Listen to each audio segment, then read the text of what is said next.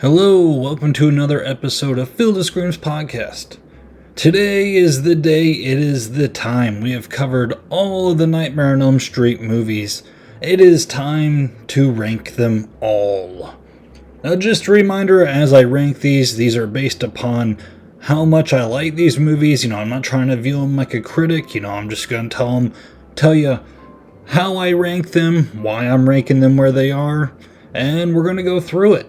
So when we get done, feel free to comment what your Nightmare on Elm Street ranking list is, and let's get to it. The very worst movie of the Nightmare on Elm Street series is Freddy's Dead. Now, Freddy Krueger got a little more hammy as the series went on, but you know how you have a group of friends and someone makes like a really stupid joke and it kind of becomes like an inside joke amongst a group? But then you might have the one friend that just takes it way too far and does it way too often, and you're like, alright dude, like, you're burning us out here. This is Freddy's Dead. We have the plot where there's only one kid left in town named John Doe because he doesn't know where he's from, and that story really doesn't go anywhere. Like, the whole reason for it to even exist is for us to go, oh, maybe that's Freddy's son, but then he's not, and he ends up dying anyways, and Freddy's running around like Bugs Bunny, just kind of hamming it up, pushing spikes around, flying around like the Wicked Witch. The other main characters, they're not that great, they're really not that interesting. We have one kid, his characteristic is he's deaf. Ooh, that's interesting, I wonder how he's gonna die. Oh, through a hearing device, and Freddy's gonna drop a bunch of pins and needles, and then he's going to scratch on a board and his head's going to explode, And it sounds funnier when you talk about it, but when you actually watch it, you're like, oh, is this really going to be the best kill of this movie? So Freddy's not scary. We have Roseanne and her husband running around. We have teachers in classrooms where there's no students and they're still teaching away because that's supposed to be funny, I guess. There's a video game sequence which is just like the worst thing ever. If they were on set of a Goosebumps movie and they wanted to put it in a scene like this video game scene, R.L. Stine would probably run on set and say, "Get this garbage out of here." Like, it does not deserve to be in a Goosebumps movie, let alone to deserve to be in a Nightmare on Elm Street movie.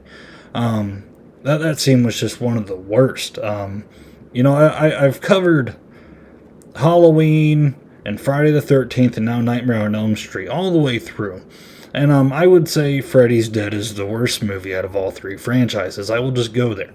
It makes me angry when I watch it because the franchise has fallen so far by this point. And when you're finally done watching this train wreck of a film, it just kind of ends when they finally kill Freddy. It zooms in on the main character and she's just like, well, Freddy's dead. And then credits roll. It's like, oh my gosh, how bad can it get? And this is super bad. So this is why it is the worst movie. I need to quit talking about this movie because I will go on for 10 minutes about this. So Freddy's Dead is the worst. My number 8 movie is Nightmare on Elm Street 5 Dream Child. Now, I'm going to be nicer to this movie than I was for Freddy's Dead. It is a far better movie than Freddy's Dead.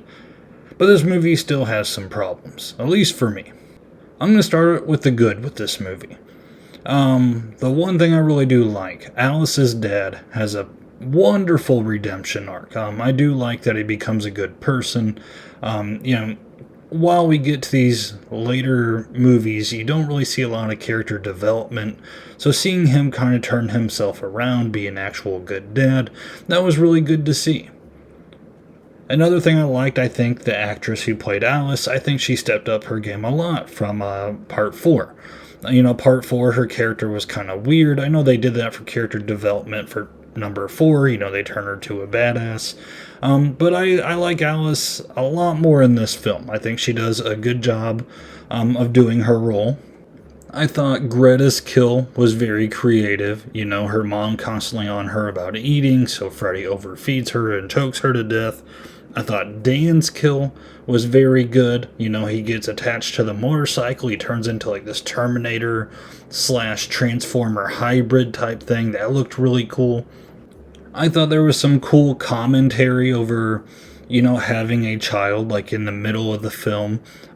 Just very subtle, just commentary about having a child, and it was possessed by Freddy, and there's some people, they wanted her, like, it was kind of almost like talk to like abort it, like, should I keep the baby, it's possessed by Freddy.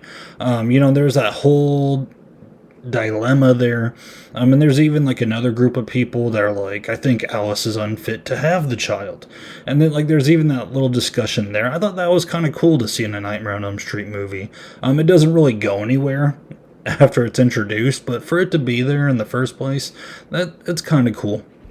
I also kind of like the castle that Yvonne has to go to at the end. Again, it looks cool, it's spooky. She's got to find Freddy's mom's corpse, so that her spirit can go wreak havoc on Freddy. That was kind of cool. And then, other than that, that's kind of where the good things stop, and then the problems kind of arise for me. There's less people to die, less cool deaths we get to see.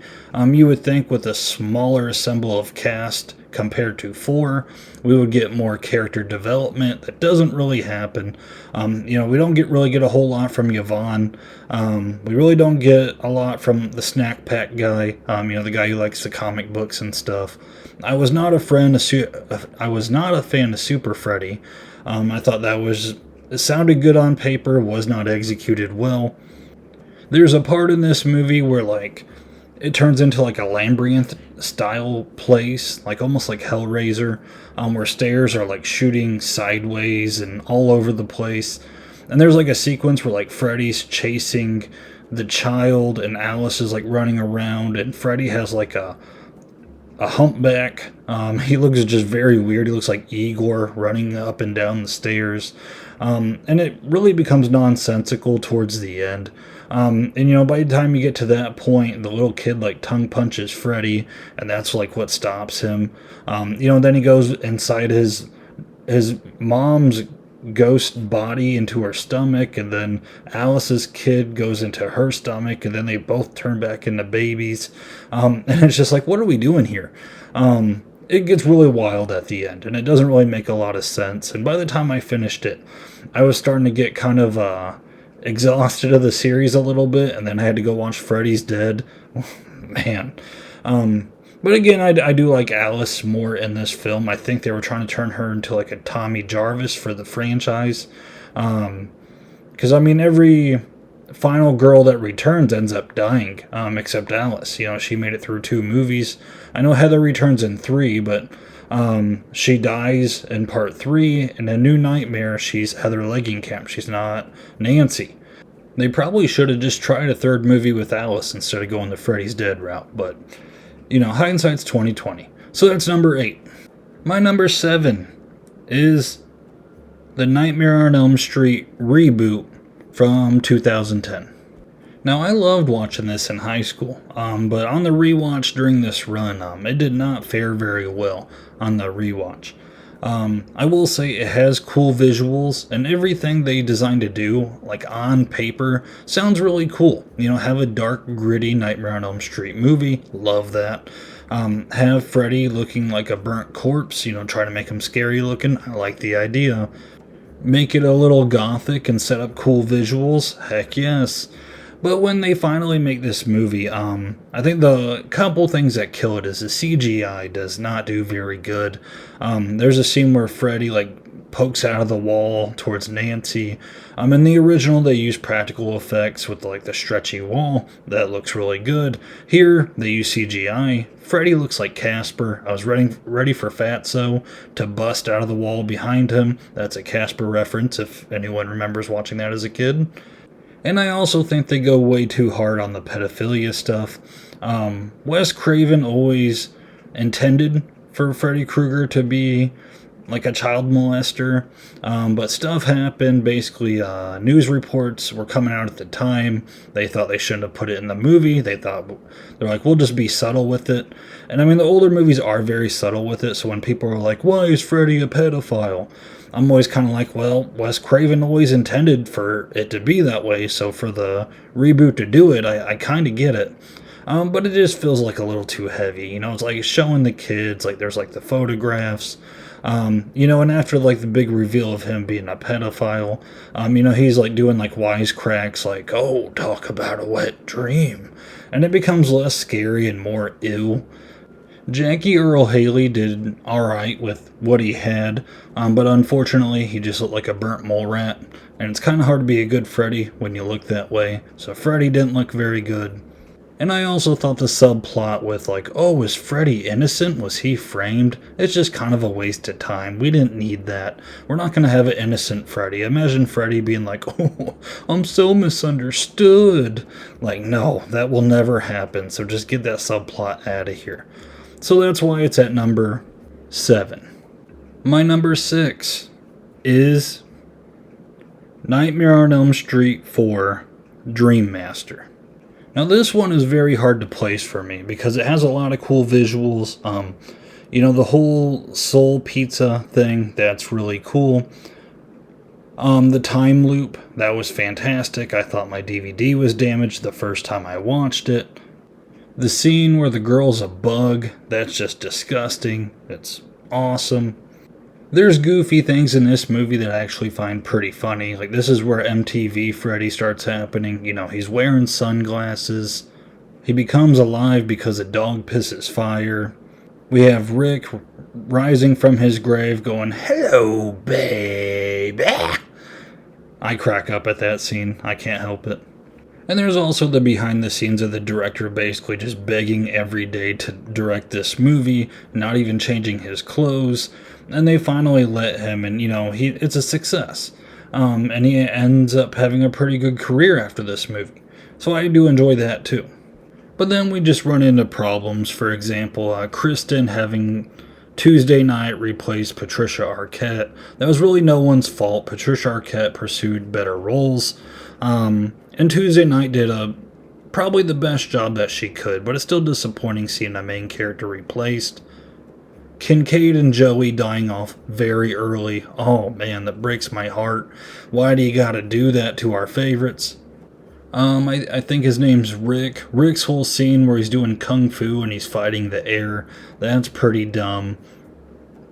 Alice having her daydream stuff. You know, Alice in the beginning of this movie, like, she's just a weird girl. Like, she strikes me as a girl who's like, oh, do I smell like pickle juice? Like, she's just like straight up a weirdo. I don't like Alice in the beginning of this film. She's grown on me. She grows on me as the movie goes, and I end up liking her by part 5. But you know, going from like the awesome cast of 3, and then you watch this, and you got Alice like smelling her thumb and like asking other people to smell it. She doesn't actually do that, but just the way she acts, that's what it reminds me of. I just don't like it. It's hard to get into it after watching part 3. The Dream Master saying they try to like put in halfway through the movie. It's corny as can be. She kills Freddy by showing him a mirror. Come on. The writer's strike was going on during this movie, and you can clearly tell. Luckily, there was a director who just really wanted this movie to look good, and that's what kind of keeps this movie afloat. All the cool visuals and all the little cool ideas in a nutshell that just happen sporadically. This is a fun movie. 6 and up are, you know, where the fun Nightmare on Elm Street movies are. So, you know, like, I'm not crapping on this movie by any means. I enjoy it. It's fun. But it's number 6. My number 5 is Freddy vs. Jason. For Freddy vs. Jason, I'm just going to keep this very simple on the pluses and minuses. Minus, there's not a whole lot of plot that goes on. It's fairly straightforward. And the characters just aren't that very interesting. The pluses, you have Jason Voorhees and Freddy duking it out. Awesome fight scenes. It kind of has like 2000s music going to it. This movie just feels like nostalgia. I think it's total fun, a total popcorn movie. And the fight sequences and like the cool imagery that goes on when these two are duking it out is enough to place it at number 5 for me. So that's my number 5. My number 4 is Wes Craven's New Nightmare. While marathoning these movies after watching Freddy's Dead, watching this movie felt like getting into a shower after rolling around in mud for 14 hours straight. Thank God for Wes Craven for correcting this franchise and kind of getting it back on a more serious tone. This movie is meta before meta was cool. This was Scream before Scream came out. I really enjoy seeing Heather Langenkamp playing herself, after she got done playing Nancy. Wes Craven's in this movie, Bob Shaye's in this movie. I mean, like, just the little meta parts in this movie, I absolutely love. I adore. It's fantastic. It's fun. There are parts in this movie. I got a text if you heard that bing. Maybe it's Freddy's demon entity trying to get to me. Ooh. No, but after we have fun with the whole meta bit, there are parts of this movie where maybe it feels like it starts to drag, and I could say maybe that's what brings it down to where it is. But I mean, I thoroughly just enjoy this, and after the camp of 5 and Freddy's Dead, and I mean 4 starts it. But going back to like this more serious role, I really do enjoy it. It's a really creative movie. Freddy's actually scary in this movie. The scene where he kills the babysitter, it's right up there with part 1. You actually see him dragging her up on the walls and ceiling. It's not just an invisible force. Oh my, so well done. Again, I really enjoy this movie. So that's why it's where it's at. My number 3 is Nightmare on Elm Street 2, Freddy's Revenge. Now, I'm going to be honest as I'm getting through this. My 3 through 6, number 2, New Nightmare, Freddy vs. Jason, and number 4, those can kind of slide around, practically depending on the day. These are all movies I enjoy a lot. So if it seems like I have one way up or one way down, it's probably going to explain it.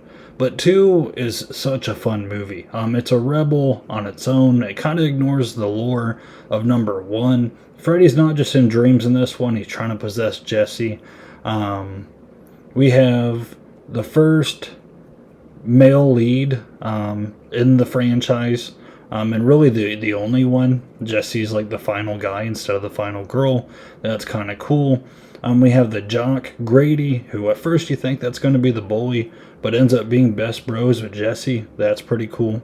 There's some talk about the homoerotic subtleness in this movie, which it is pretty evident when you rewatch it after you hearing it.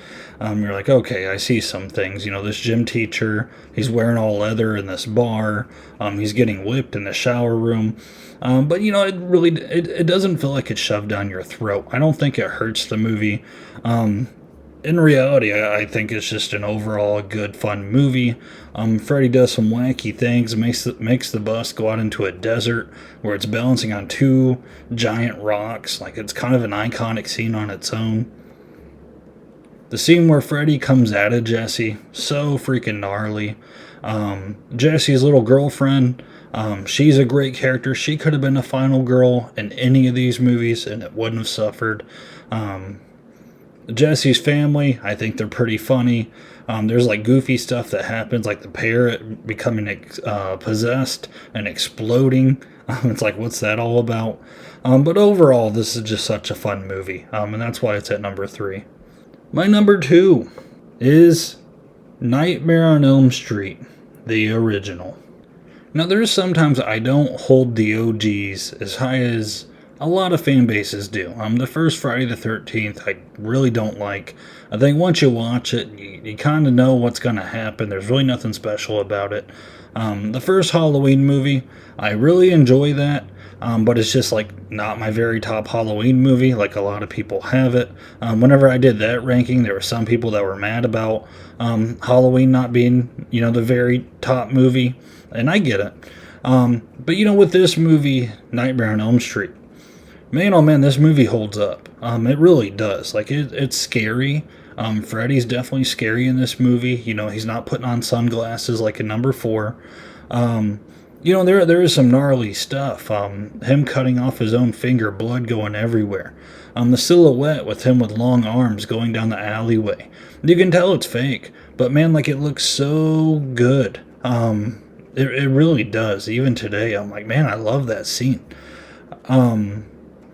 Nancy's friend being in the body bag with bugs coming out of her mouth. Whoa, like that's scary stuff there. Johnny Depp getting sucked into the bed and a geyser of blood shooting out onto the ceiling. Fantastic. Nancy running up the stairs and it turning into marshmallow or whatever. Another good scene. The chase scenes, the just suspense of this movie, Nancy trying to stay awake all the time.